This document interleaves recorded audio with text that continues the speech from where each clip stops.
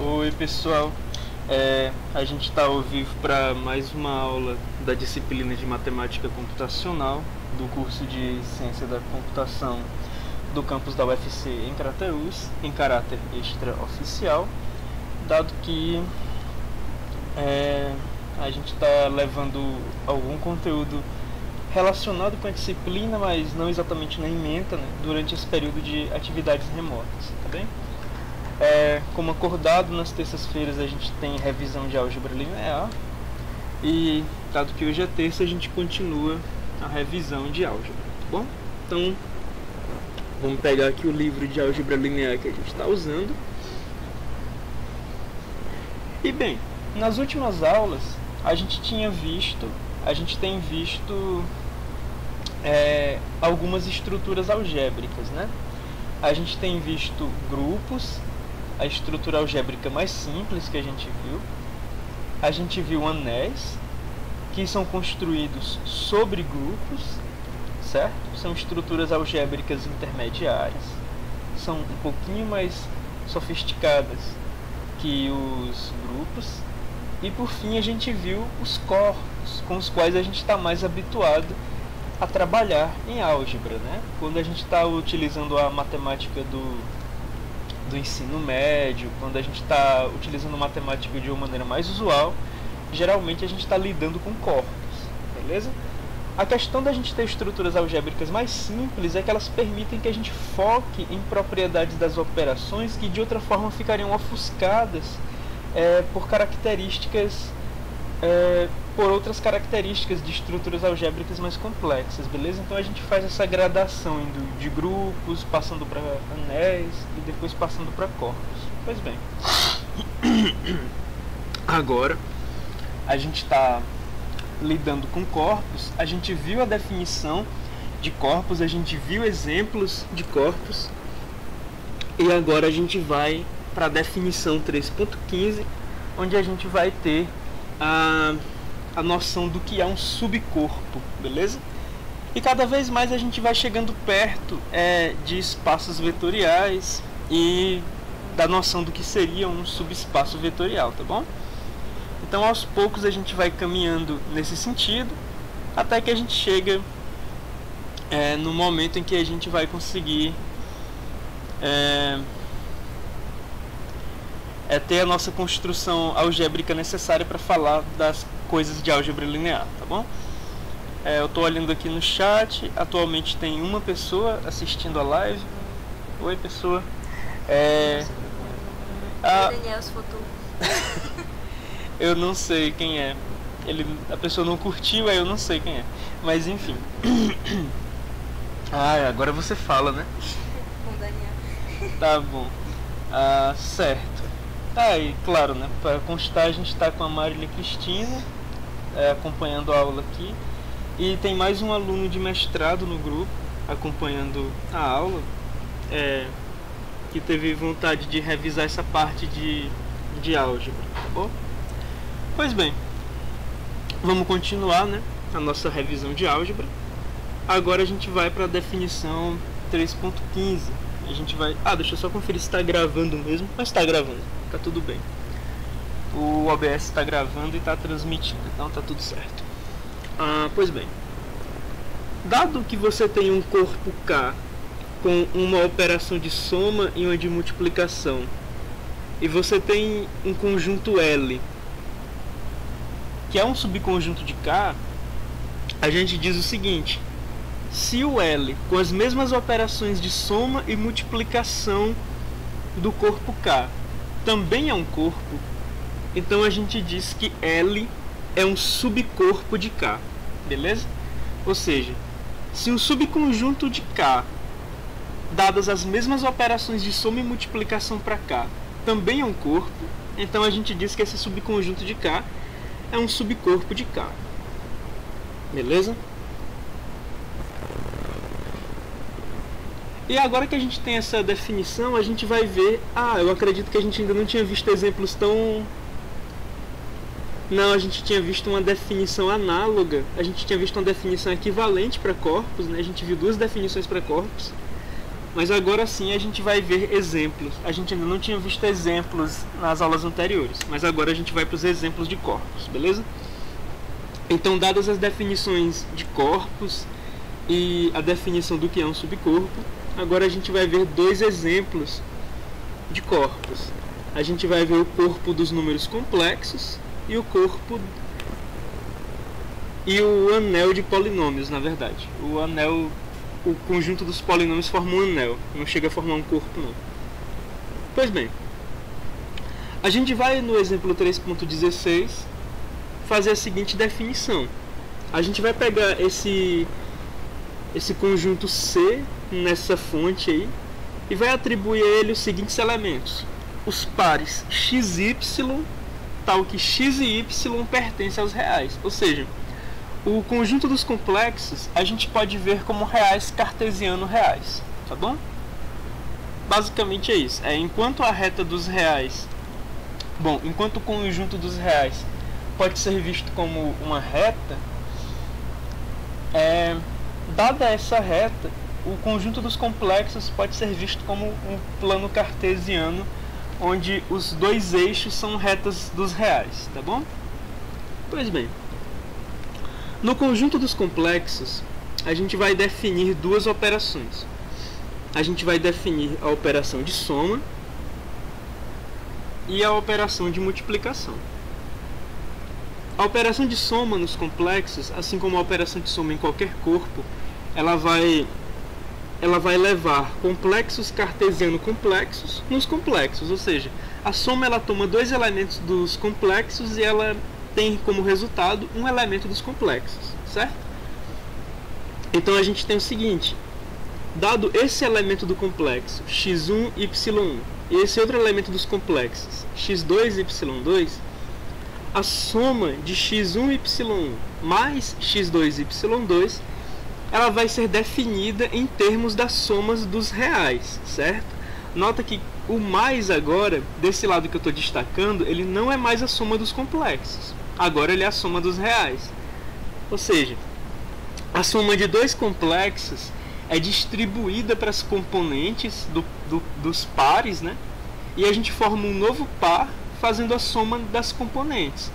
Ou seja, a primeira componente do par resultado vai ser x1 mais x2, que são as primeiras componentes dos pares que estão sendo somados.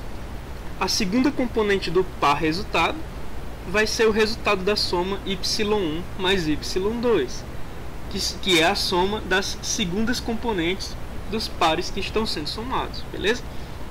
Então esse mais bem aqui, ele é a soma nos complexos.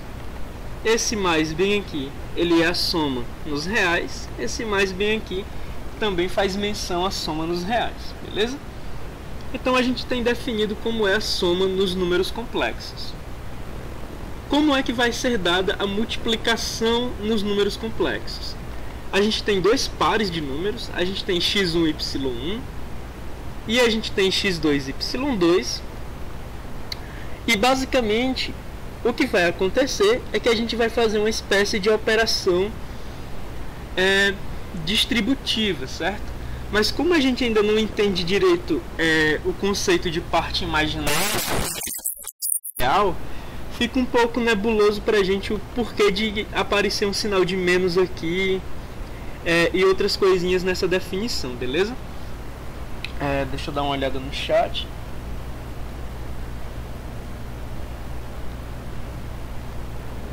Agora a gente tem 4 pessoas assistindo.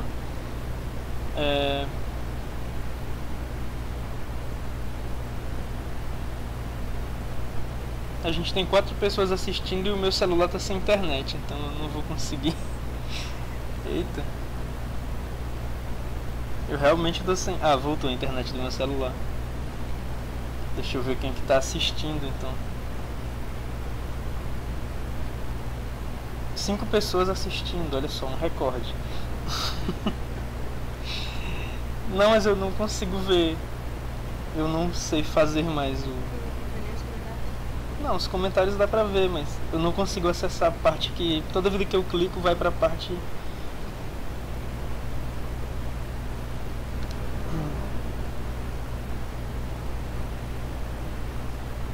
Olha, eu não consigo mais. Ah, enfim. Eu não vou conseguir saber quem curtiu, a não ser o Enio, que é o nome que aparece em destaque. Aí tem outras 4 pessoas que curtiram e eu não estou conseguindo ler. Pois bem. Dado como é que vai ser o produto de dois números complexos, né? A gente tem x1 y1 vezes x2 y2.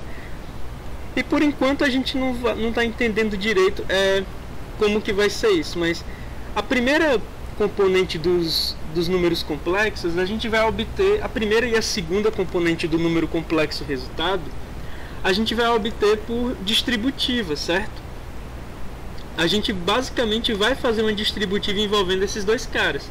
Mas essa definição aqui ela ainda não está muito clara, porque a gente não tem noção ainda do que é a parte real e do que é a parte imaginária dos nossos números complexos, beleza? Por enquanto a gente entende que um número complexo ele é um par de números reais. Mas bem, quando a gente entender o que é a parte real e a parte imaginária, essa definição aqui ela vai fazer mais sentido. Onde a primeira componente do resultado do produto vai ser x1 vezes x2 menos y1 vezes y2, certo? E a segunda componente dos nossos números, do nosso número complexo, o resultado do produto vai ser x1 vezes y2 mais x2 vezes y1. Nota o seguinte padrão: na primeira componente dos números do nosso número complexo, a gente está multiplicando as primeiras componentes e subtraindo a gente está pegando o produto das primeiras componentes e subtraindo o produto das segundas componentes, certo? Na segunda componente do resultado, a gente está somando os produtos da primeira e segunda componente dos dois pares, tá bem?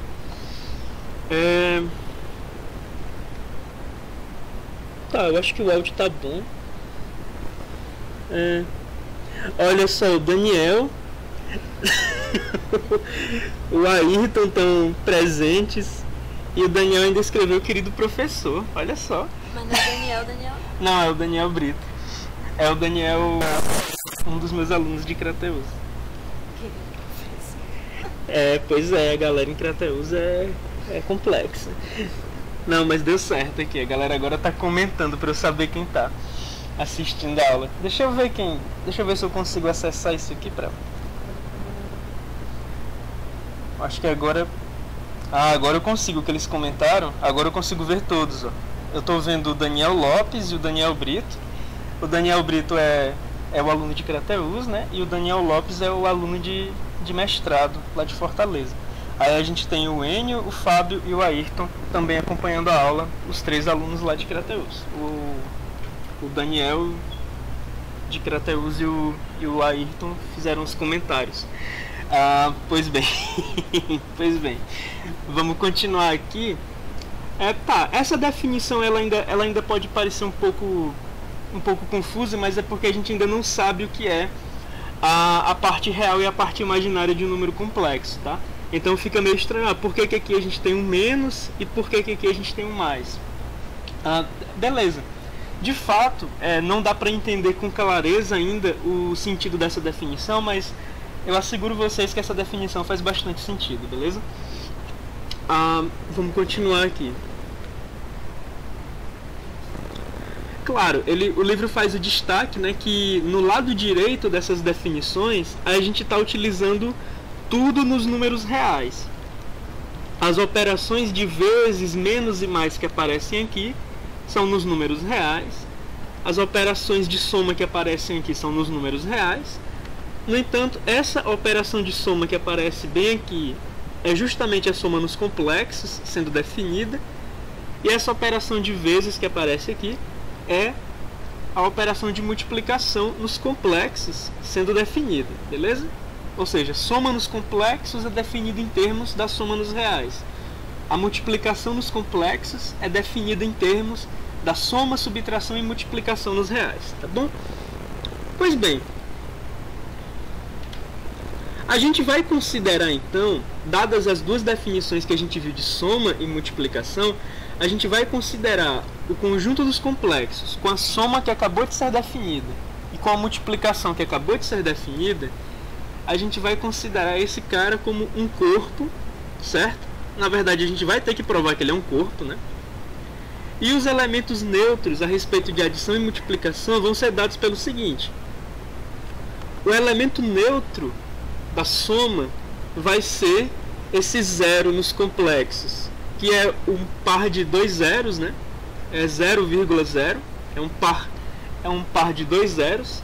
E se você vier aqui na soma, você vai ver que x1 y1 mais 0,0 vai ser igual a x1 mais 0, que dá x1, vírgula y1 mais 0, que dá y1. Então, se esse segundo par bem aqui ele for 0,0, x1 y1 mais 0,0 vai ser igual a x1 y1, beleza? Então a gente consegue ver facilmente que esse elemento aqui de fato é o elemento neutro para soma nos complexos.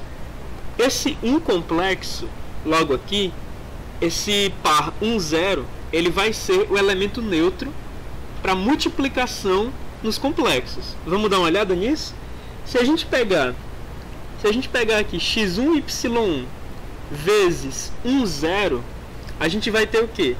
A gente vai ter x1 vezes 1, que dá x1, menos y1 vezes 0, que dá 0. Então a gente vai ter x1 menos 0, que dá x1 nessa primeira parte aqui. E na segunda parte a gente vai ter x1 vezes y2. O y2 ele é 0, né? Então nessa segunda parte a gente vai ter x1 vezes 0, que dá 0, mais x2 vezes y1. E o x2 agora, bem aqui, ele é o 1, né? Mais 1 vezes y1. Então a gente vai ter na primeira parte o x1 e na segunda parte a gente vai ter o y1, certo? Quando a gente fizer a substituição do x2 e y2 por 1, 0, a gente está observando que esse cara bem aqui, ele é o elemento neutro para multiplicação nos complexos, beleza? Então agora a gente já tem uma boa noção de que o conjunto dos complexos com aquela soma e com aquela multiplicação, ele tem esse elemento 0, 0 como um elemento neutro e ele tem esse elemento 1, 0 como o elemento neutro para multiplicação, beleza? O primeiro aqui o elemento neutro para soma, esse segundo o elemento neutro para multiplicação. E claro, uma vez que a gente está lidando com corpos, né, a gente tem que determinar todas as inversas. Então, a inversa do elemento xy, a inversa aditiva do elemento xy, ela vai ser vista como menos x menos y, né? Ou seja, a gente está definindo a inversa dos complexos baseado nas inversas dos reais, né? Baseado nas inversas das suas componentes reais, beleza? Não é tão difícil a gente ver que isso funciona. Se a gente tem x1 e y1, a inversa de x1 e y1 seria menos x1 menos y1, porque bem aqui a gente teria na soma dos reais x1 mais menos x1 e bem aqui y1 mais menos y1. Então dá para ver que a soma de x1 e y1 com menos x1 menos y1 resulta em 0, 0, beleza? Resulta justamente no elemento neutro da adição. Pois bem, mas como a gente está lidando com o corpo, a gente tanto tem as inversas aditivas, como a gente tem as inversas multiplicativas, né? A gente tem xy elevado a menos 1. A inversa multiplicativa, ela dá um pouco mais trabalho de ser verificada, mas acredite, ela funciona, beleza? Então eu não vou verificar ela agora. Mas essa daqui seria a inversa multiplicativa dos números complexos. A inversa multiplicativa de xy seria x sobre x ao quadrado mais y ao quadrado e menos y sobre x ao quadrado mais y ao quadrado. Claro, a inversa multiplicativa ela existe para todo elemento, senão o elemento neutro da soma, beleza? Tá. Deixa eu dar uma olhada como é que a gente está aqui. Tá, a gente tem uma pessoa assistindo. Eita, caiu?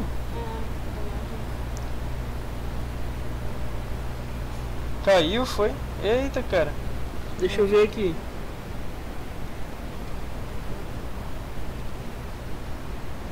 Eita, parece que caiu mesmo. Caiu.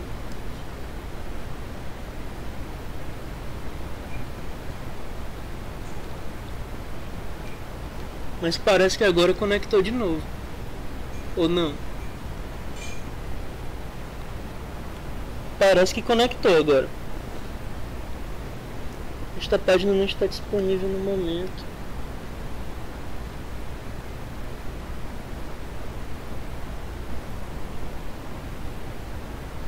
Tá. Deixa eu dar uma olhada aqui.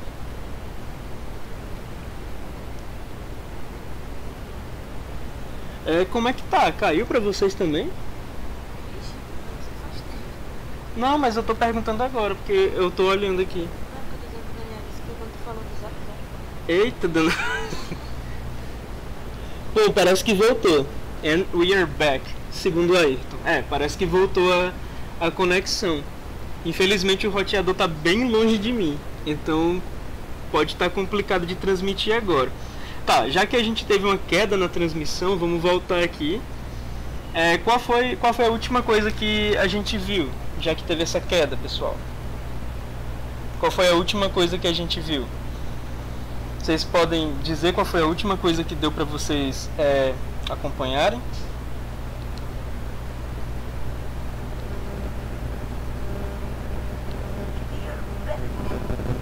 Qual foi a última coisa que vocês ouviram?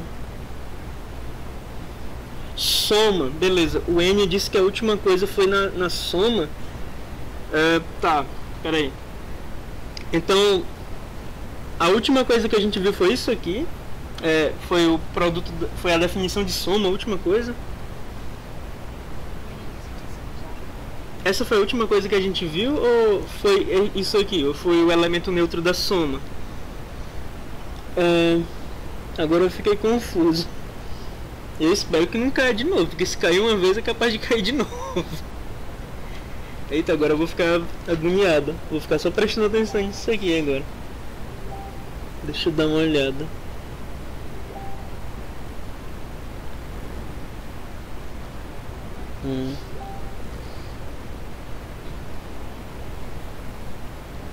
Não, tá, a transmissão tá ok.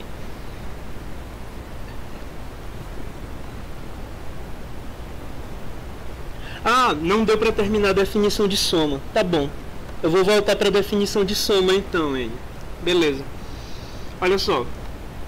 Aqui na definição de soma, o que a gente tem? Eu vou continuar a partir da definição de soma, certo? Na definição de soma, a gente vai ter a soma de dois complexos. Ela vai ser determinada pela soma das suas componentes, certo? E a soma das componentes, já que as componentes são números reais, é determinada pela soma dos reais. Então a gente tem que a soma dos complexos, ela está sendo definida em termos da soma dos reais, beleza? Aí a gente tem x1 mais x2 sendo a primeira componente dos complexos, definida como a soma das primeiras componentes, né? E a segunda componente do resultado, definida como a soma das segundas componentes das parcelas, né? Aí a gente tem aqui y1 mais y2. Essa soma, ela está sendo definida em termos, a soma dos complexos está sendo definida em termos das somas dos reais, beleza? O produto dos complexos, o produto x1y1 vezes x2y2, ele vai ter essa definição aparentemente mais sofisticada, né, que a da soma. E a gente ainda não tem como entender direito como que essa multiplicação funciona, porque aqui a gente está utilizando uma distributiva que aparentemente não está tão visível para a gente, porque a gente ainda não entende o que é parte real e parte imaginária em um número complexo, beleza? Mas basicamente, se você notar, a gente está fazendo o produto das primeiras componentes menos o produto das segundas componentes para fazer a primeira componente do resultado. E para a segunda componente do resultado a gente tem a soma dos produtos trocados das componentes, né? Ou seja, a primeira vezes a segunda mais a segunda vezes a primeira, certo? Dos dois números complexos sendo multiplicados. Essa definição de multiplicação, ela não fica tão clara para a gente, mas na medida que a gente for descobrindo o que é a parte real e a parte imaginária de um número complexo, a gente vai entender melhor de onde vem isso, tá? Isso aqui é basicamente uma distributiva. Agora eu vou ficar angustiado com a transmissão e eu vou ficar verificando o tempo todo, mas eu acho que tá ok por enquanto.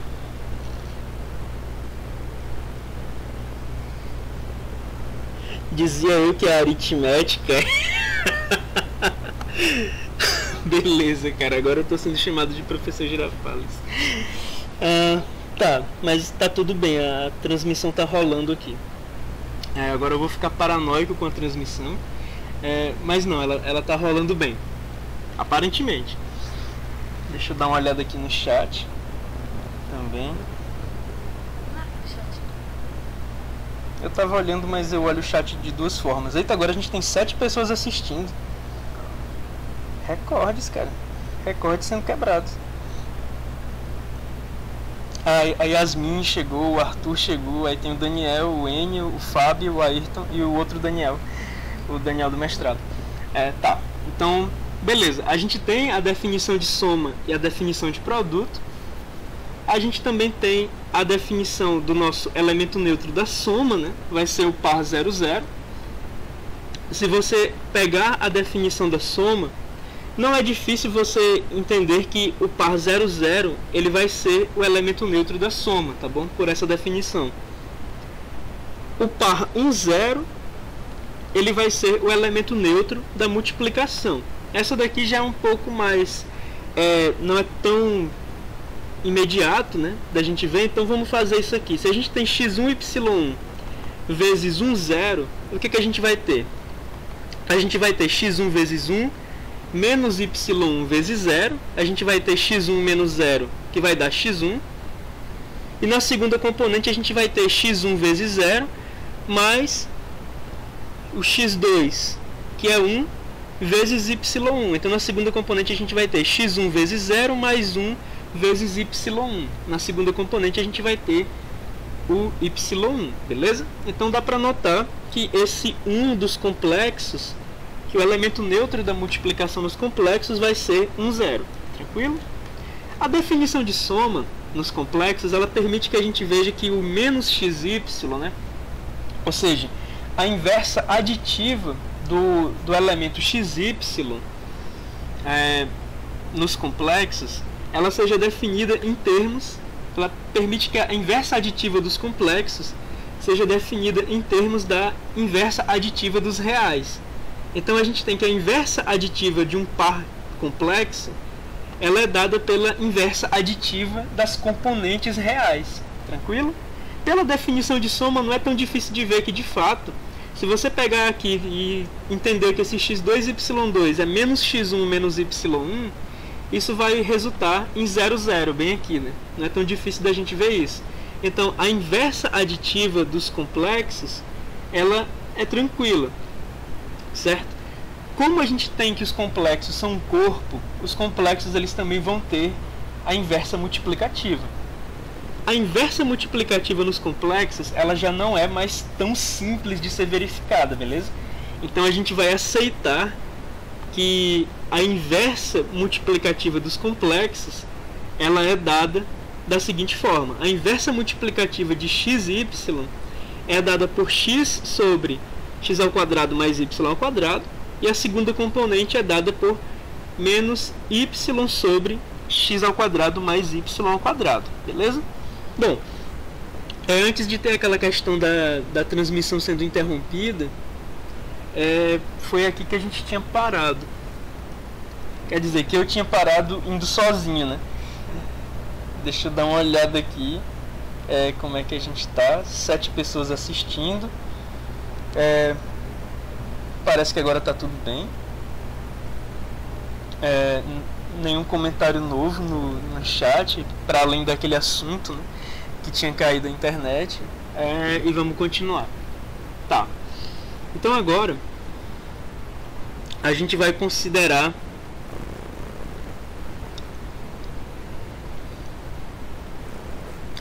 claro. E isso aqui, né, ele está dizendo o seguinte: bem aqui quando ele escreveu a inversa multiplicativa dos reais como uma fração, ele estava querendo dizer que A sobre B, né, A sobre B, isso aqui é equivalente a A multiplicado pela inversa de B, beleza? Já que aparentemente essa definição é nova, né? Quer dizer, o conceito de fração não é novo pra gente, beleza? Mas nesse contexto, a definição de fração ela é nova pra gente. Então A sobre B é lido como A multiplicado pela inversa multiplicativa de B, tá bom?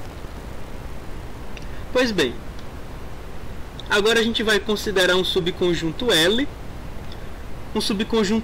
dos complexos, definido como x0, tal que x pertence aos reais, né? Ou seja, esse conjunto L dos complexos, ele está sendo definido, esse subconjunto L dos complexos, ele está sendo definido basicamente como os números complexos que não têm a parte imaginária, né?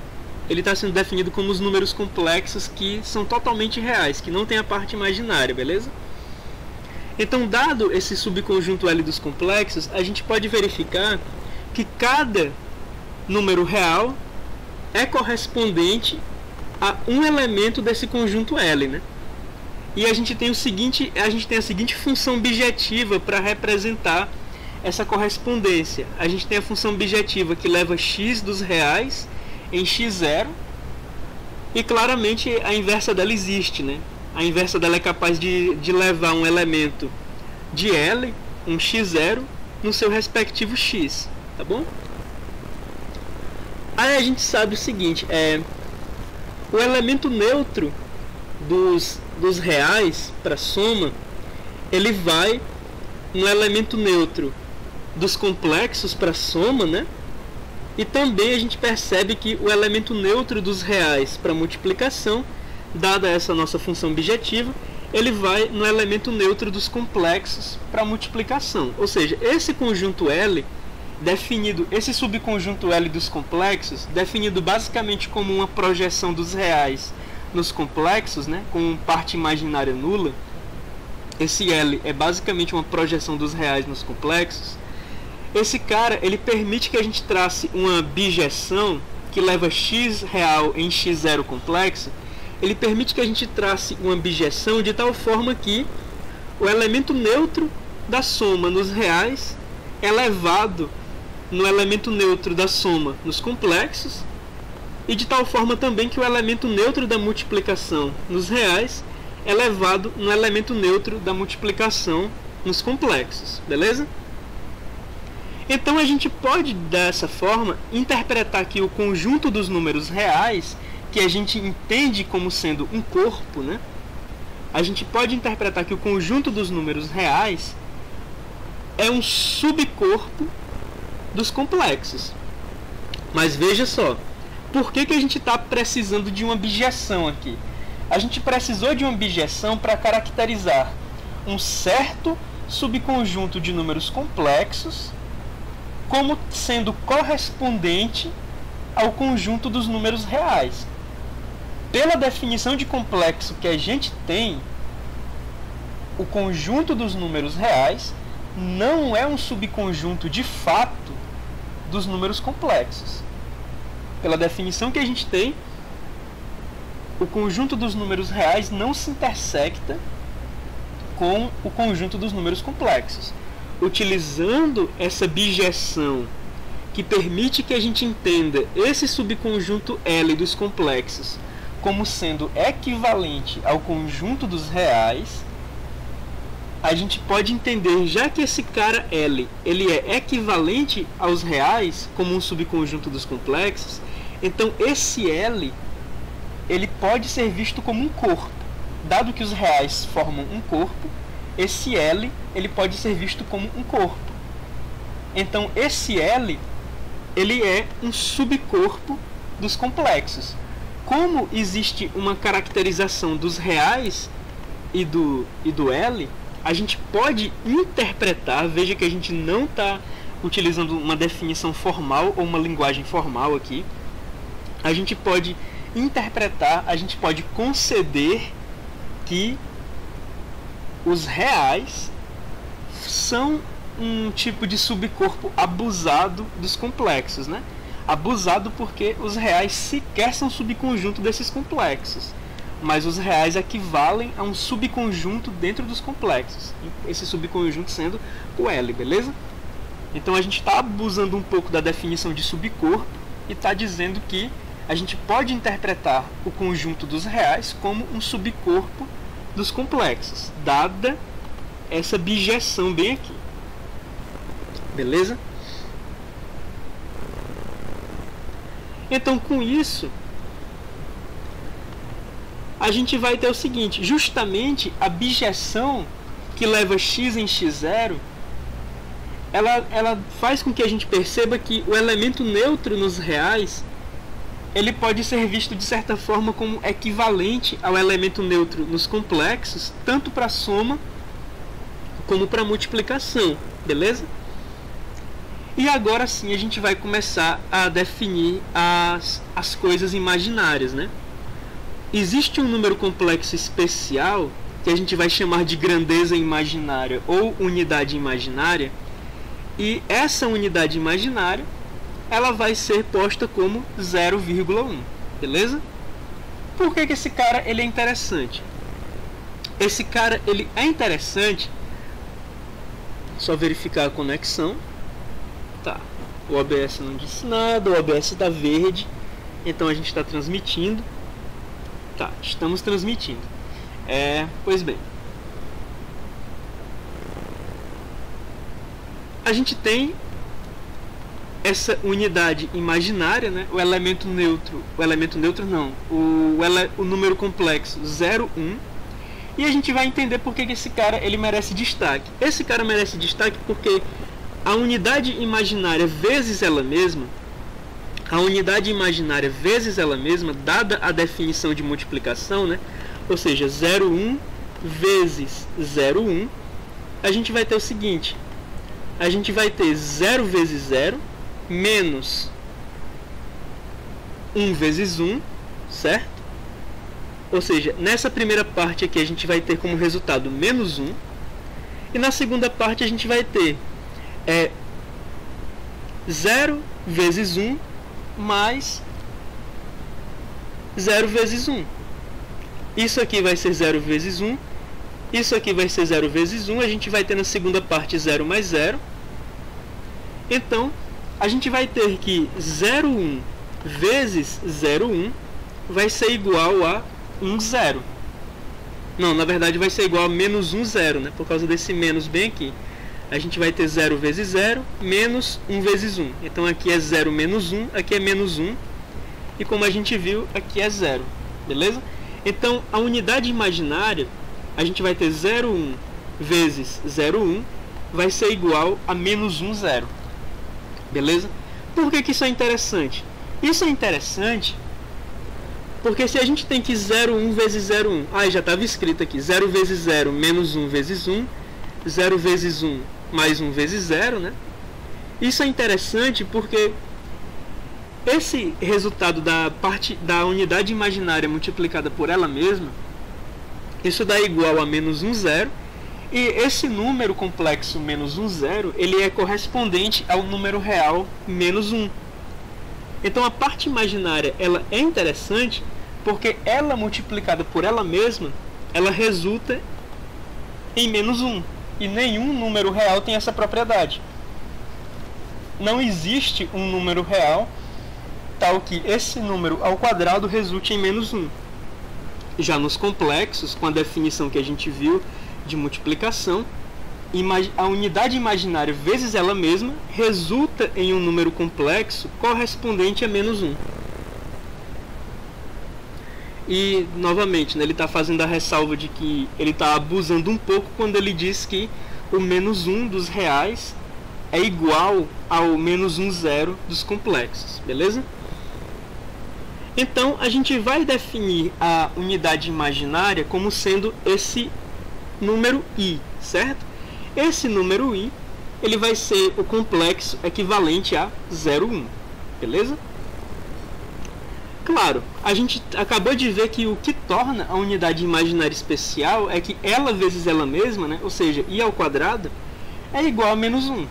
O que é uma coisa que não acontece para nenhum número real, beleza? Aí, nos complexos, a unidade imaginária ao quadrado dá menos 1. Novamente, a gente vai fazer aquela correspondência, né? Do x real ser correspondente ao x0 complexo, beleza? E a gente vai tentar escrever z igual a xy, sendo um número complexo, em termos da unidade imaginária. Então vamos ver o que acontece. A gente tem o xy, né, o número complexo. A gente vai escrever xy como x0 mais 0y pela definição de soma nos complexos. Isso está ok. Já que a definição de soma nos complexos é componente a componente, né? Então xy é x0 mais 0y, sem nenhum problema.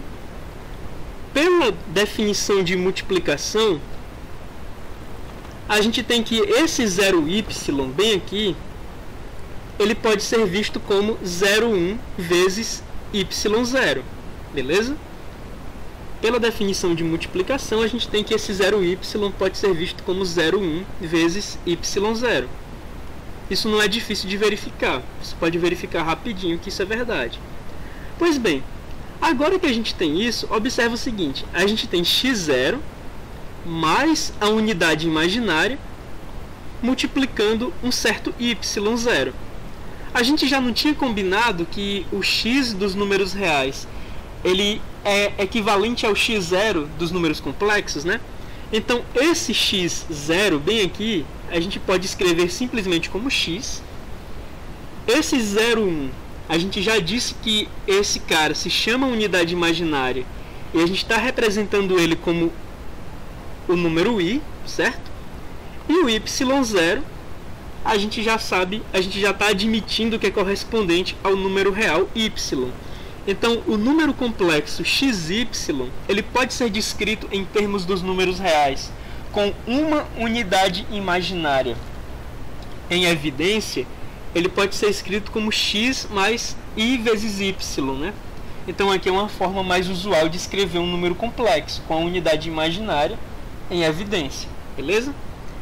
Aí, dado isso, a gente tem uma outra forma de representar um número complexo, né? Um número complexo, ele pode ser visto como uma parte real mais a parte imaginária multiplicada pela grandeza imaginária, beleza? Então a gente tem uma notação mais usual com a qual a gente está mais habituado para lidar com números complexos, que é a parte real somada com a parte imaginária multiplicando a unidade imaginária. E aqui ele está explicando, né, que isso aqui é a parte real e isso aqui é a parte imaginária do número complexo z igual a xy. Como o 0,1 vezes y0 é igual a y0 vezes 0,1, ou seja, dada a comutatividade da multiplicação nos complexos, a gente tanto pode escrever a unidade imaginária vezes y, como a gente pode escrever y vezes a unidade imaginária. Então, tanto faz a gente escrever x mais i vezes y, como a gente escrever x mais y. É a mesma coisa, tá? Inclusive, eu acho que essa parte que eu estou destacando agora, x mais y, ela é ainda mais usual do que colocar a unidade imaginária na frente do y, beleza? Então, deixa eu dar uma olhada como é que tá o chat. É bom sempre ficar de olho no chat e na transmissão. Mas a transmissão tá ok, foi só um susto naquele momento. Tá, aparentemente nenhum comentário novo. Só ter certeza aqui. Aparentemente nenhum comentário novo. 23, tá, beleza. Tá tudo bem. Então. Pois tá. Certo. Dado um número complexo xy ou x mais i vezes y, a gente vai determinar o que é o conjugado de um número complexo. O conjugado de um número complexo é z barra, e a ideia de conjugado é basicamente pegar uma inversa parcial do número complexo. Como assim uma inversa parcial? O conjugado de um complexo, ele é tomado com a inversa aditiva da parte imaginária, certo? Não é a inversa toda de um número complexo. O número complexo, ele tem uma inversa aditiva, que é a inversa das duas partes. E o número complexo também tem um conjugado, que pode ser visto como uma inversa aditiva parcial. Como assim? Um número complexo, ele tem um conjugado, e o conjugado ele é tomado utilizando apenas a inversa aditiva da parte imaginária, né? Ou seja, o conjugado de xy é dado por x, a gente preserva a parte real, e é dado por menos y, ou seja, a gente pega a inversa aditiva da parte imaginária do número complexo, beleza? Ou outra forma de escrever a inversa, quer dizer, outra forma de escrever o conjugado de x mais i vezes y é escrever x menos i vezes y, beleza? Ou seja, a gente tem para cada número complexo um complexo conjugado associado, né? Essa história de inversa aditiva parcial. Pega só a inversa aditiva da parte imaginária.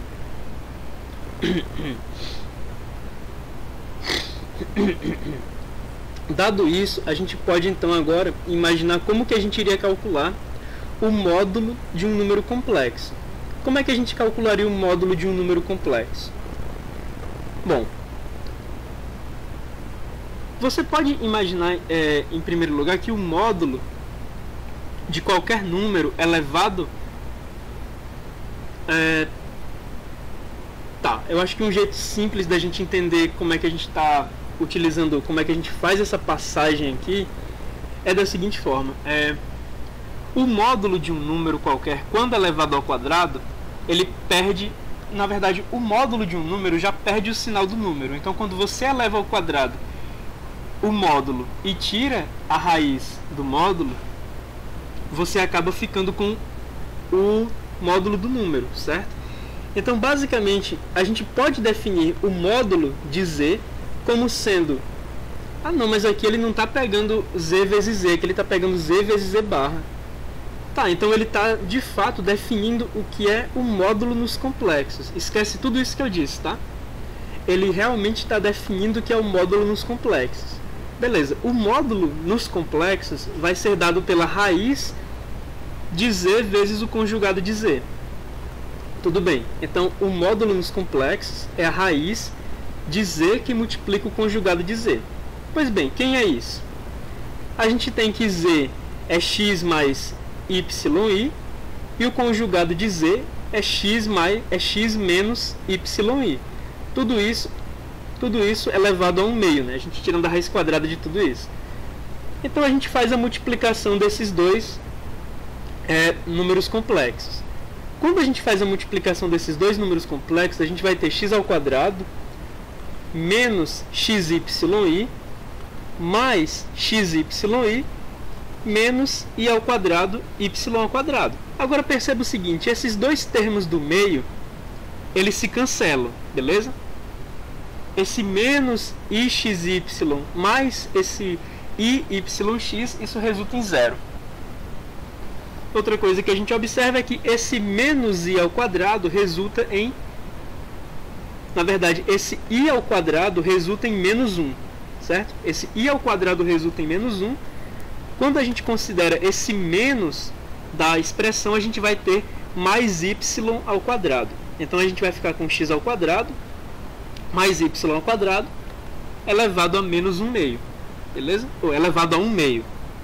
Isso vai ser pela definição de módulo que ele estabeleceu nos complexos, né? Ele estabeleceu uma definição própria de módulo para os complexos. Isso vai ser o resultado da definição de módulo que ele estabeleceu, ou seja, o módulo do número complexo xy é dado pela raiz quadrada de x ao quadrado mais y ao quadrado. Ou seja, o módulo nos complexos, ele muito se assemelha à noção de distância euclidiana, certo? Já que os complexos são um plano, você está imaginando que o módulo nos complexos pode ser visto como a distância do número complexo até a origem do plano complexo. Beleza? Da mesma forma que você pode imaginar que se os reais forem uma reta, o módulo de um número ele vai ser a distância daquele número até o zero, certo? E distância não tem sinal. Então, generalizando essa intuição para os complexos, o módulo dos complexos ele pode ser visto como a distância euclidiana do número complexo até a origem do plano complexo, beleza? Dada essa última fórmula que a gente viu.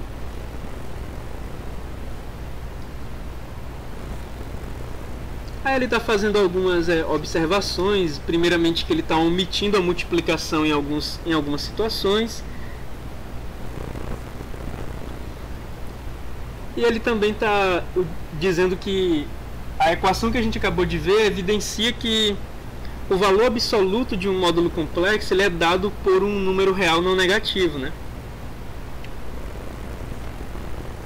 Pois bem, e aparentemente ele encerra as coisas que ele vai fazer de complexos no corpo do texto, beleza? Então ele parou por aqui com os números complexos e agora a gente vai considerar o anel de polinômios, beleza? Deixa eu dar uma olhada. Transmissão tá ok. Aparentemente tá tudo certo. Deixa eu dar uma olhada no chat, como é que a gente tá.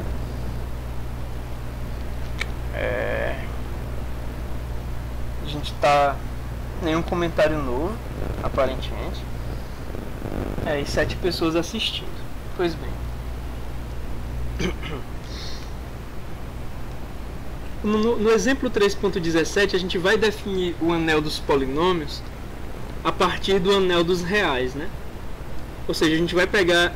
Não, na verdade não é a partir de nenhum anel em particular. Esse R aqui é só de ring mesmo. Ele não está serrilhado, esse R é só de ring, beleza? Então, dado um anel com uma soma e uma multiplicação, e esse cara é um anel comutativo com unidade, né?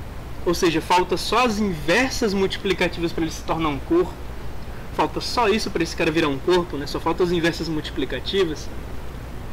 Beleza, dado um anel R com uma soma e uma multiplicação de tal forma que esse anel ele é comutativo na soma. Na verdade ele é comutativo na multiplicação e ele tem elemento neutro da multiplicação. A gente vai dizer que um polinômio sobre R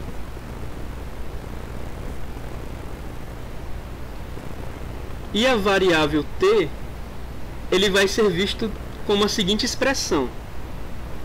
Um polinômio sobre o anel R definido para a variável t, ele vai ser visto como a seguinte expressão. T é igual a alfa 0 vezes t elevado a 0, mais alfa 1 vezes t elevado a 1, mais reticências, mais alfa n vezes t elevado a n. Beleza? Então, a gente tem uma expressão, né, que define o que é um polinômio sobre um anel R para a variável t. Beleza? Lembrando que esse anel R ele é comutativo na multiplicação e ele tem elemento neutro na multiplicação. Os coeficientes do polinômio, ou seja, os termos alfa 0, alfa 1 até alfa n, são todos elementos de R, beleza? E eles são ditos os coeficientes do polinômio.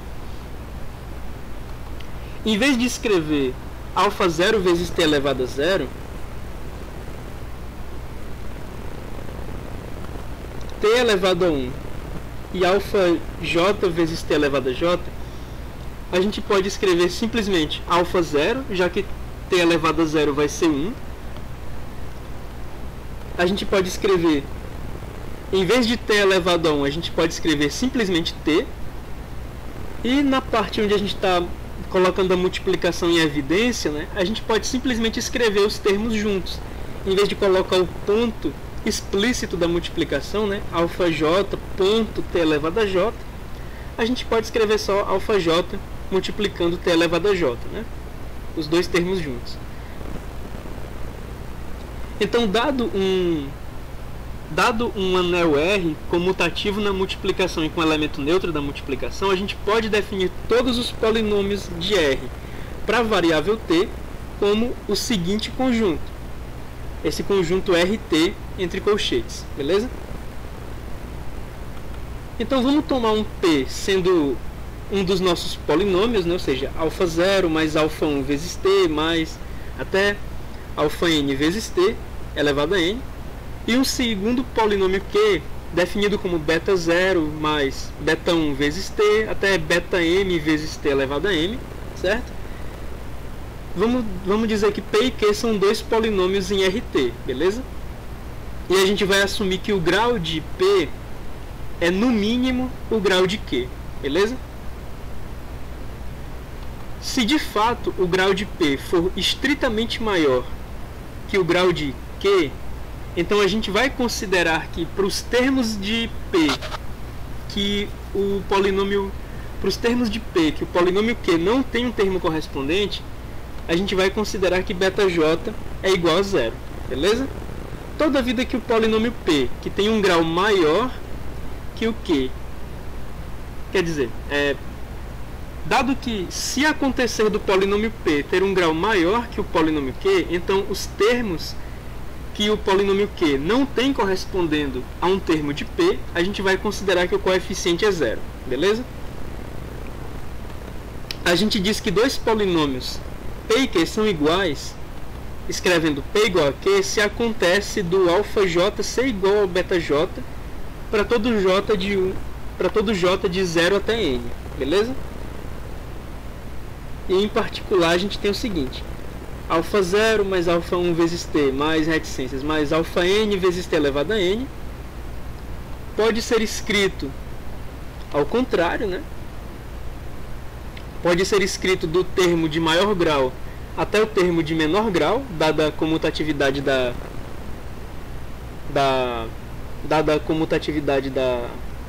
soma, certo? E por fim, a gente tem um polinômio que vai se comportar como um elemento neutro. A gente tem um polinômio onde todos os coeficientes são zero, onde todos os coeficientes são um elemento neutro da soma, né? A gente vai ter 0 mais 0 vezes t mais reticências mais 0 vezes t elevado a n. Esse polinômio a gente vai chamar de zero, beleza? Esse vai ser esse por enquanto é o nosso candidato a elemento neutro na soma. A gente ainda não viu que ele é o elemento neutro da soma, mas não é tão difícil de imaginar que de fato ele vai ser, né? Pois bem, o grau de um polinômio P, dado por essa expressão, vai ser denotado por deg_P e é definido como o maior índice J para o qual a J é diferente de zero. Se nenhum índice desses existe, né? Se não existe um índice J tal que o αj correspondente seja diferente de zero, seja não nulo, então a gente está lidando com um polinômio dessa forma. Se a gente está lidando com um polinômio dessa forma, a gente vai ter que estabelecer a convenção de que o polinômio zero, ele vai ter grau menos infinito, beleza? Esse polinômio aqui, quando nenhum termo dele é não nulo, ou seja, não vai dar para a gente tirar o grau pela definição usual de grau, quando nenhum termo dele é não nulo, a gente vai estar determinando que o grau desse polinômio zero vai ser menos infinito, beleza?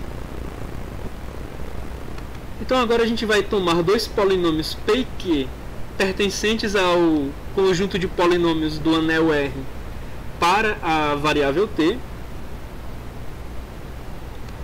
e tendo graus n e m, né? Com o grau de P sendo pelo menos o grau de Q. Se o grau de P for de fato maior que o grau de Q, Então, novamente, a gente vai considerar que os termos correspondentes no polinômio de menor grau, o Q, que não tem correspondência com termos em P, eles vão ter coeficiente zero, né? Vai ter beta-j igual a zero. Então, dado esse conjunto de polinômios com essas ressalvas, a gente vai definir, quer dizer, dados os dois polinômios desse conjunto com essas ressalvas, a gente vai definir a soma e a multiplicação. Antes disso, eu vou dar uma olhada no chat, ver como é que a gente está aqui no chat. E eu tô sem internet de novo, cara. Não, mas peraí. Não, caiu no celular só. Deixa eu ver aqui. É foda se fica caindo no celular que eu não consigo acompanhar direito. Não, mas parece que era só um bug no aplicativo. 7 pessoas assistindo, nenhum comentário novo. Beleza. Pois bem. Então agora a gente vai definir a soma e a multiplicação de polinômios, né? Bom, a soma não é tão difícil de imaginar.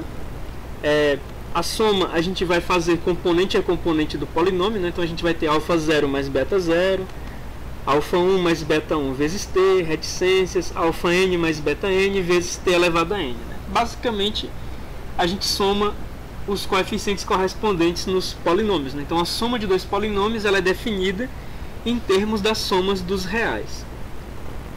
O produto de dois polinômios ele já vai ser um pouco mais complicado.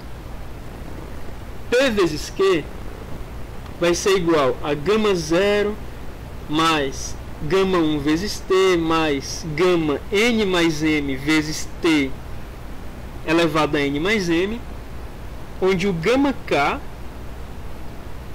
ele vai ser dado pelo somatório das parcelas alfa i vezes beta j, onde o i e o j somam k, beleza?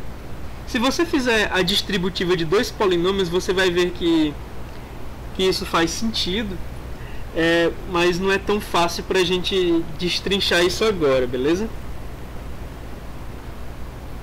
Então, basicamente, dado que R é um anel comutativo com unidade, a gente vai ter que RT, ou seja, o conjunto de polinômios para a variável t, como a gente tem definido, com a soma que a gente tem definido para polinômios e a multiplicação que a gente tem definido para polinômios, ele também é um anel comutativo com unidade, certo? O elemento neutro para a soma desse polinômio vai ser dado por p igual a zero, né? Aquele polinômio com todos os coeficientes nulos, e o elemento neutro para a multiplicação desse anel de polinômios vai ser dado pelo polinômio 1 vezes t elevado a zero, vai ser dado pelo polinômio que tem apenas a parte constante, né, igual a 1. Agora, o que ele está chamando a atenção é o seguinte: por mais que a gente tenha definido a partir de um anel comutativo com unidade um conjunto de polinômios que também é um anel comutativo com unidade, esse cara, o RT, ele não chega a ser um corpo. E o que falta para um anel comutativo com unidade ser um corpo é a presença das inversas multiplicativas. E o que ele está dizendo agora é que nem todo polinômio não nulo tem uma inversa multiplicativa. Nem todo polinômio não nulo é invertível. E isso vai acontecer, e isso aconteceria mesmo que o conjunto R que a gente tivesse tomado fosse um corpo, beleza?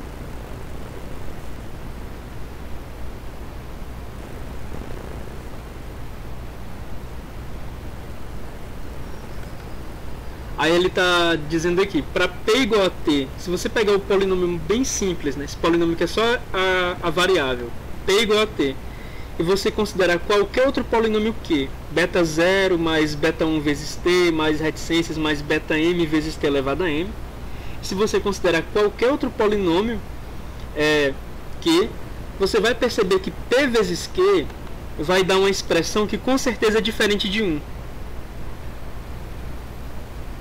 Essa expressão com certeza ela é diferente de 1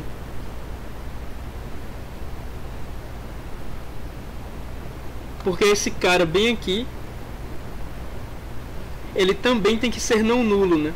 Como esse cara tem que ser não nulo, um desses termos aí tem que ser diferente de 0. Mas espera aí. Agora eu tô ficando confuso. Porque se P é igual a T... Ah, tá, beleza. O que ele tá querendo dizer... Ah, entendi.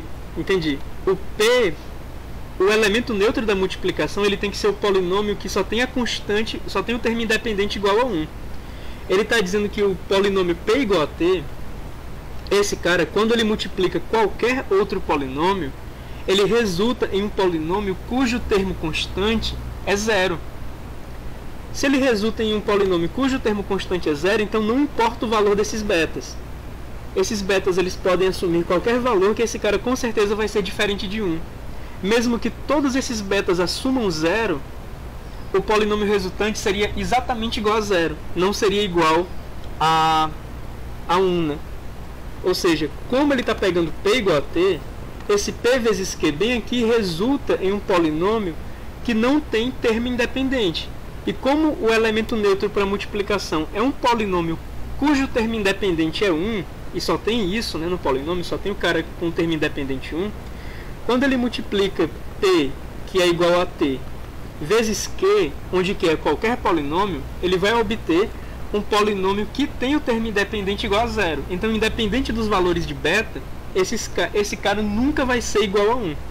Então, de fato, ele acabou de dar um exemplo, né, de um polinômio bem simples, P igual a T, que não tem inversa multiplicativa. Beleza? Ou seja, o polinômio P ele não é invertível.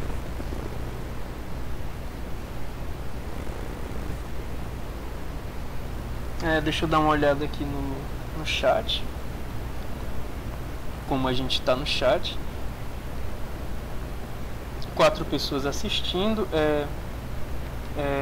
Nenhum comentário novo. Pois bem. Agora ele vai falar de substituição, né? Ou seja, quando a gente pega a variável do polinômio e troca ela por algum elemento do anel R. Aqui o que a gente vai ter é que a gente pode trocar a variável t do polinômio por qualquer elemento lambda de R, né? Lembrando que esse polinômio, esse conjunto de polinômios, ele é definido sobre o anel R. E a gente pode ver o seguinte: a gente pode fazer essa substituição, pegar um lambda e aplicar esse lambda no polinômio P e obter o seguinte: obter uma reescrita do polinômio, só que no lugar da variável T, a gente vai ter o lambda, a gente vai ter no lugar das ocorrências da variável T, ocorrências do lambda, beleza? Então isso vai ser uma aplicação de um valor do anel em que o polinômio está sendo definido, né? Substituindo a variável do polinômio, beleza? Aí aqui ele está definido também o que seria lambda elevado a k. Lambda elevado a k seria uma multiplicação de lambda por ele mesmo k vezes. E ele também está definindo que lambda elevado a zero seria o elemento neutro da multiplicação do anel.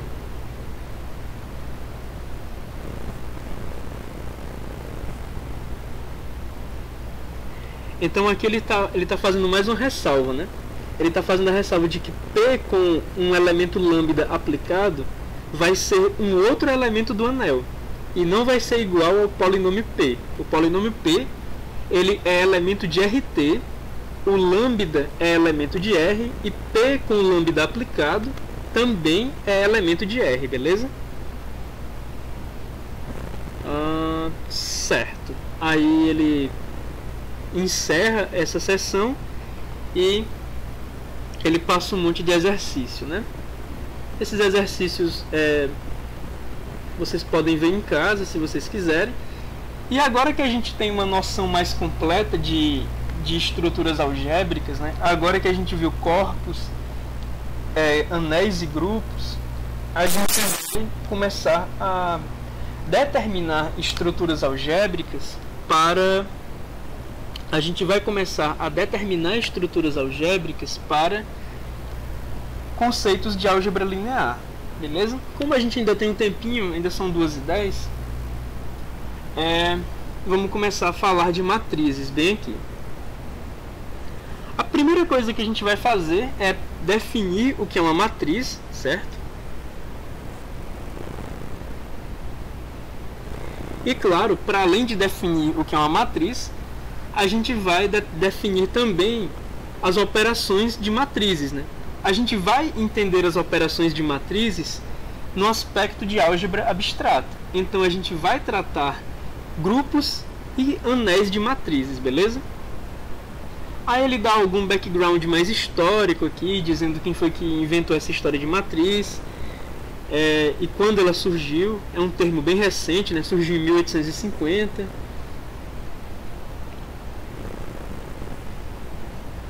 E as operações que a gente vai ver surgiram em 1858, dado esse cara, o Cayley, né?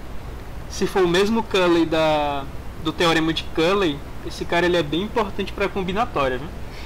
Mas eu não tenho certeza se é o mesmo cara.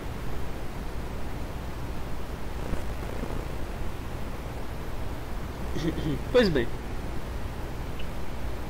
E claro, né, ele está dizendo que o conceito de matriz vai ser uma parte fundamental para a álgebra linear, como deve ser, né? Então a gente vai definir formalmente uma matriz da seguinte forma. Primeiro que os elementos de uma matriz eles vêm de um anel comutativo com unidade, certo? Dado R um anel comutativo com unidade, a gente vai considerar M e N dois elementos pertencentes aos naturais com zero, beleza? Então, uma representação da forma, uma representação quadrangular, um agrupamento quadrangular desses elementos de R, né? Ou seja, uma primeira linha A11, A12 até A1M, uma segunda linha A12, quer dizer, A21, A22 até A2M, reticências até a enésima linha AN1, AN2 até a ANM, né?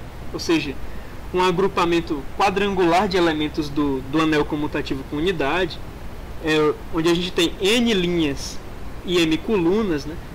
A gente vai chamar isso de matriz, beleza?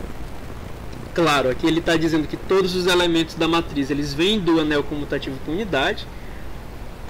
E a gente está dizendo que esse agrupamento quadrangular de elementos do anel comutativo com unidade, ele se chama matriz de dimensão n por m, né? Aqui ele está colocando o número de linhas por colunas, porque usualmente é m por n, é que ele está colocando n por m. É n linhas e m colunas, né? Então ela tem tamanho n por m e ela é definida sobre o anel R. Esses elementos A e J, eles são ditos as entradas ou coeficientes da matriz. E dado esse anel comutativo com unidade, o conjunto de todas as matrizes de tamanho n por m, definido sobre ele, é denotado por Rn,m, beleza? Então a gente tem a nossa definição inicial do que é uma matriz, beleza? Lembrando, né, que os elementos de uma matriz eles vêm de um anel comutativo com unidade. Agora a gente tem um comentário novo. Susto? Como assim? Eita, será que tá dando problema no áudio? Porque eu já tinha tirado o... Cara, será que deu problema no áudio? Eu posso tentar abaixar um pouco aqui. Pera aí. Deixa eu tentar abaixar um pouco o volume. Ninguém sabe. Não, mas é porque tem um... Não, mas é porque tem uma história que de vez em quando o áudio distorce. Aí eu pensava que era o filtro de ruído que eu tinha colocado e desabilitei. Mas quem sabe, né? Talvez o susto seja das matrizes. De toda forma eu diminui um pouco o som pra ver se tem menos impacto isso aí. Pode ser o microfone estourando também. Eu pensava que era o filtro de ruído, que de vez em quando bugava e dava um estouro. Mas talvez seja só o susto das matrizes. Não tem um comentário novo para explicar o que é o susto. Mas eu diminui um pouquinho o volume, caso seja o áudio. Pois bem. Pois tá, então a gente tem esse conjunto de matrizes, né? R, N, M.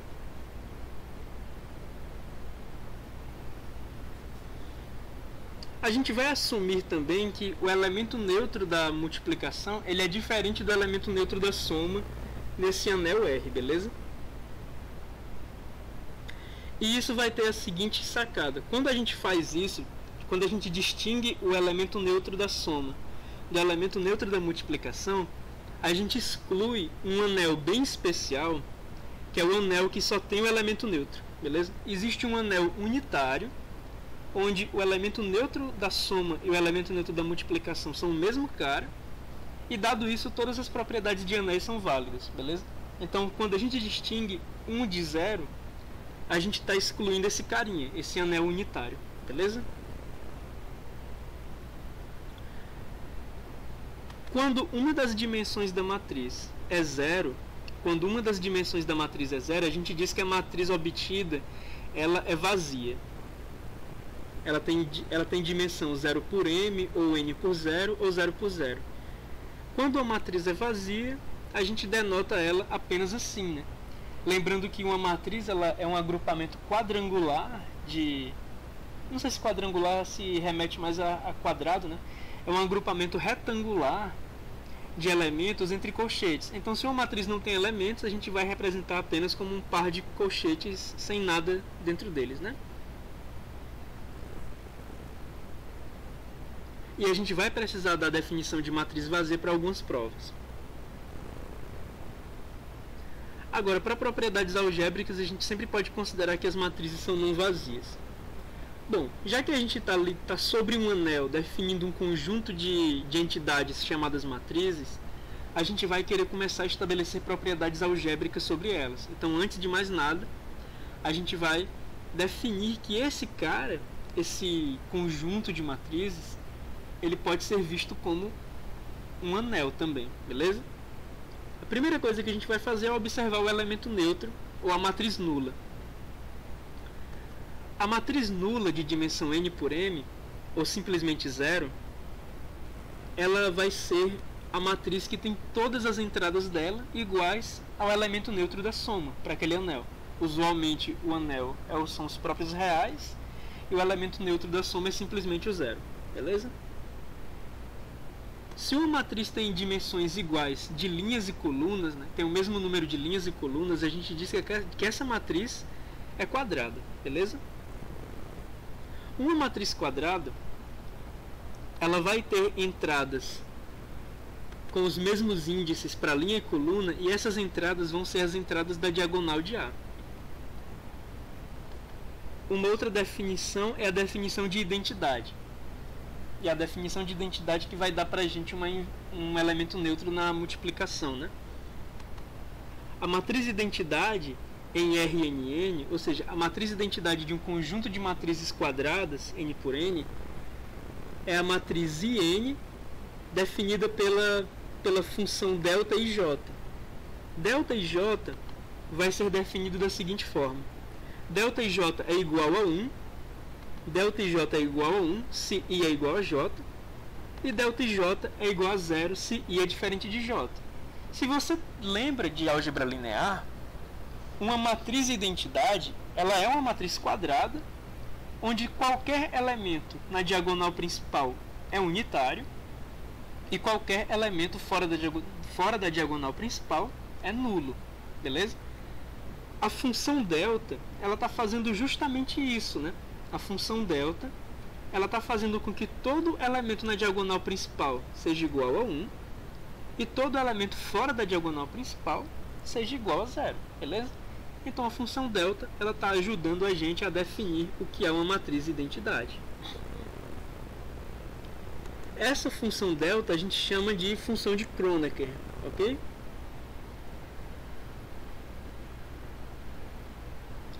E claro, às vezes a gente não vai precisar dizer com clareza, dizer explicitamente qual é a dimensão de uma matriz identidade. Se for possível definir pelo contexto qual a dimensão da matriz identidade em questão, a gente pode omitir essa dimensão e a gente pode escrever só i, em vez de escrever in, beleza? Claro, quando n é igual a 0, a matriz identidade de 0 por 0 vai ser uma matriz vazia, beleza?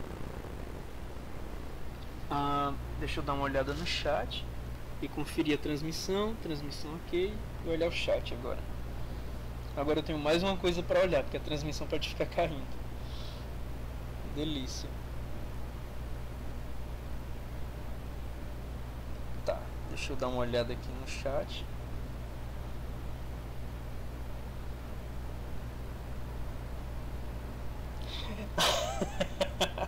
O Ayrton tá dizendo que foi um estouro que teve no microfone, o susto. E as matrizes também são assustadoras? Não são não. As matrizes são boazinhas. Elas não são assustadoras não. Vamos continuar com as nossas definições de matriz, né? A gente definiu o que é uma matriz, o que é uma matriz quadrada. A gente definiu o que é o elemento neutro das matrizes, né, para soma, que é só uma matriz com um monte de zero, o zero sendo o elemento neutro do anel em questão. A gente definiu o que é uma matriz identidade. A gente definiu mais alguma coisa? Acho que por enquanto só. Pois bem, agora a gente vai aprender sobre linhas e colunas de uma matriz, né? Primeiro que a iésima linha de uma matriz, ela vai ser definida como o conjunto de elementos AI1, AI2 até AIM. E nota o seguinte: a iésima linha de uma matriz, ela também é uma matriz, certo? Só que ela é uma matriz com dimensões especiais. Ela é uma matriz que está em R1M. Esse tipo de matriz, eventualmente a gente vai chamar de vetor, beleza? Mas por enquanto, a gente está imaginando que a iésima linha de uma matriz é uma outra matriz de uma dimensão diferente, beleza? Ela vai ser AI1, AI2 até AIM, a iésima linha de uma matriz. E claro, o I variando nas colunas, certo?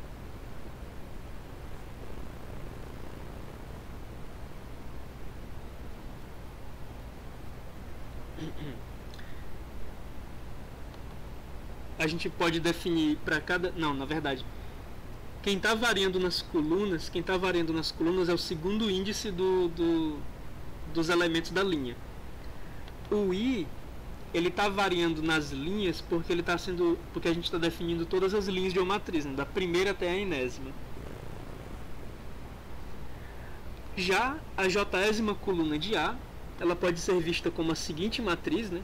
A matriz que tem os elementos A1J, A2J até ANJ. Aí aqui o primeiro índice dos elementos, ele está variando nas linhas, né? Ele está variando nas linhas para a gente ter a coluna, certo? E novamente, a coluna de uma matriz é uma outra matriz. É uma matriz que está em Rn1, beleza? E aí a gente está definindo todas as colunas da primeira até a mésima. A gente está com o J variando de 1 até M, beleza? E aí ele está fazendo essa observação, né? As linhas e as colunas de uma matriz são matrizes também.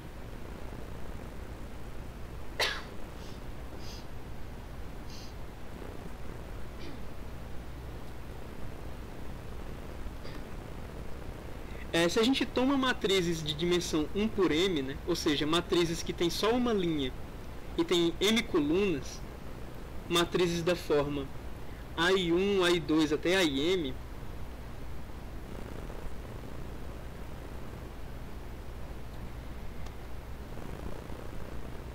e a gente tem N dessas matrizes, então a gente pode combinar essas matrizes de linha para ter uma nova matriz, né?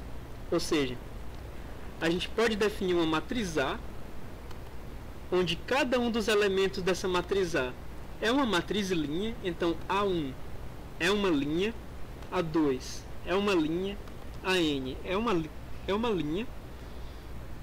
E a gente pode substituir cada uma dessas linhas pelos elementos contidos nelas. E aí a gente vai obter novamente uma matriz de dimensão N por M, tá? Uma matriz em R, N por M. Esse R não é os reais, necessariamente.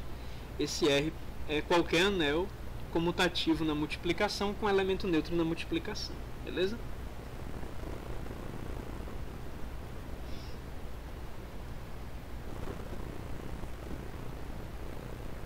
We don't not write square around. Claro.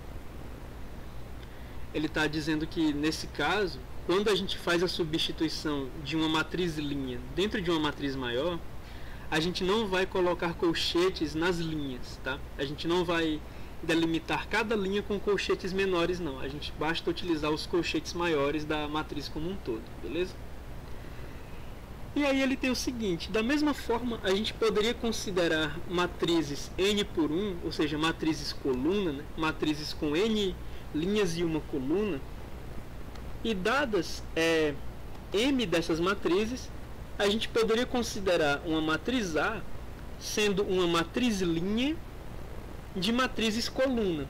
Aí A1 sendo uma matriz coluna, A2 sendo uma matriz coluna, até AM sendo uma matriz coluna. Então a gente poderia substituir A1 pelos elementos da matriz, né, em forma de coluna. A gente poderia substituir A2 pelos elementos da matriz A2 em forma de coluna, até a matriz AM, onde a gente poderia substituir os elementos da matriz AM, quer dizer, onde a gente poderia substituir AM pelos seus elementos em forma de coluna, já que cada uma dessas matrizes tem N linhas e uma coluna, beleza? Então são duas formas de escrever matrizes, né? Você pode escrever uma matriz em termos de todos os seus elementos, você pode escrever matrizes em termos de submatrizes menores, você pode escrever uma matriz em termos das matrizes linha, ou você pode escrever uma matriz em termos das matrizes coluna, beleza? Se você tem 4 dimensões, todas elas pertencentes aos naturais com 0,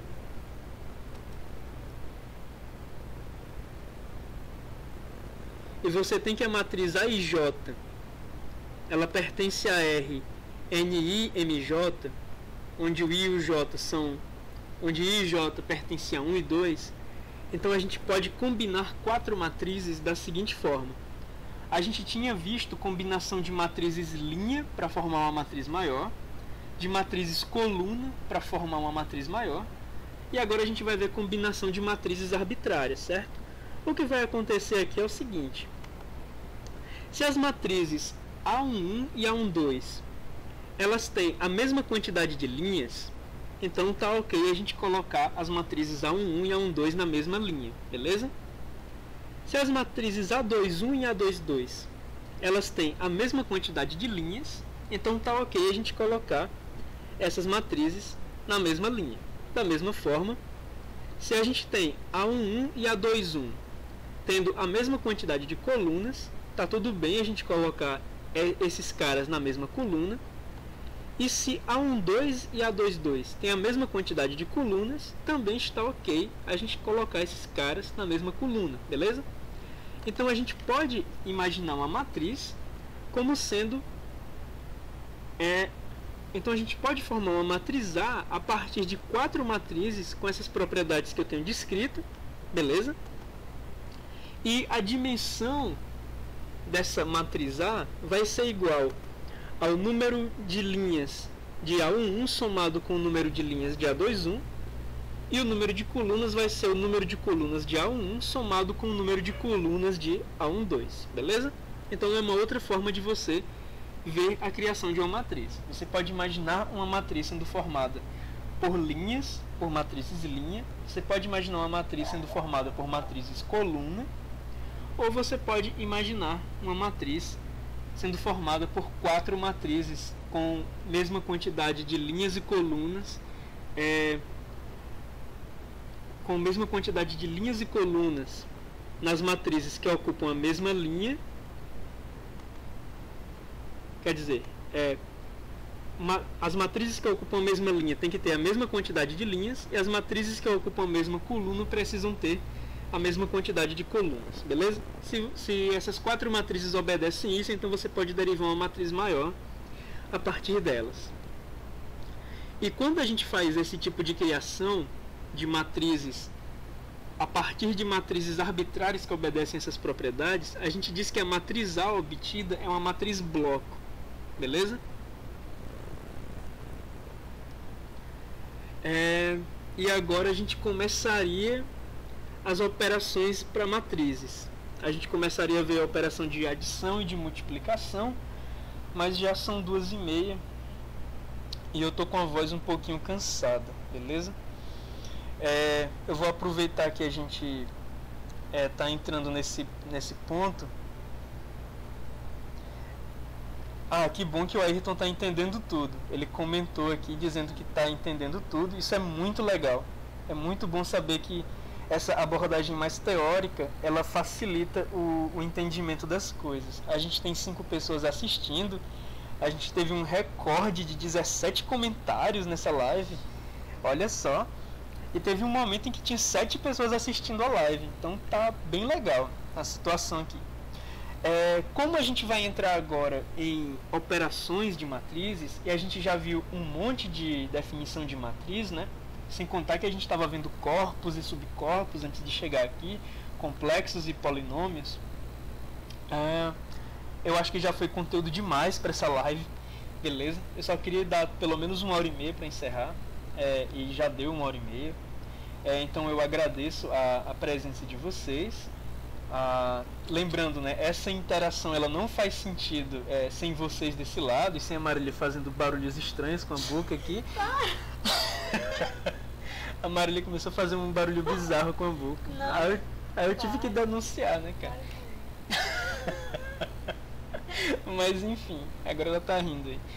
Mas enfim, essa interação, ela, quer dizer, essas aulas remotas, elas só fazem sentido com vocês desse outro lado. E foi muito bom constatar essa interação maior entre a gente, beleza? Então, apesar dos nossos problemas, né, apesar da gente ter tido uma interrupção na aula de hoje, eu acho que por isso que a gente teve muitos comentários também.